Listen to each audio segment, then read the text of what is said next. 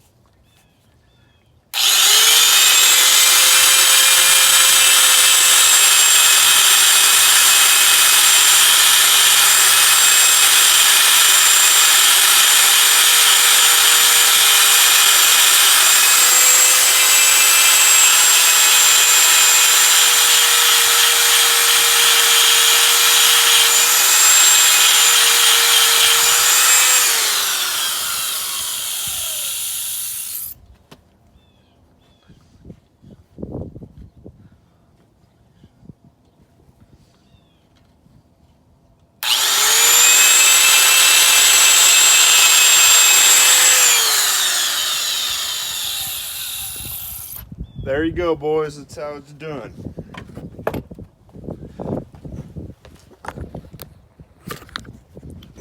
Okay, so let me zoom in this. Okay, so in this area here, let's see there. This lighting is terrible. Okay, here. So this is the bottom of the cylinder, and we're going with a stroke that is 400 thousandths of an inch longer. So it will eventually, the nut on the main cap, or on the connecting rod, will contact here.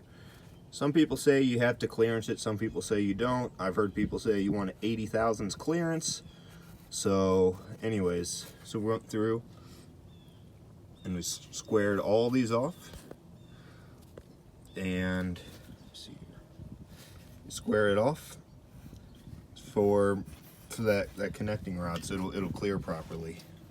I might have to take a little bit more off of this one still, just on that inside ledge there, but maybe I'll take that sharp edge off there.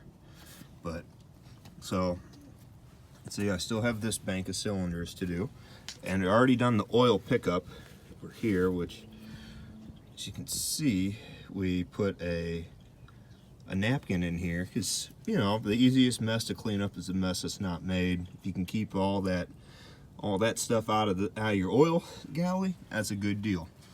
So after I'm done clearancing these, I'm going to go and I'm going to remove this casting, a little bit of casting marks. You can see little bites in it here and there.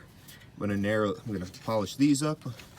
Then I'll come up to the front of the engine down low, and I'll get that line in here again, which this block we've gone over once before. You can see that we got some new caps in there.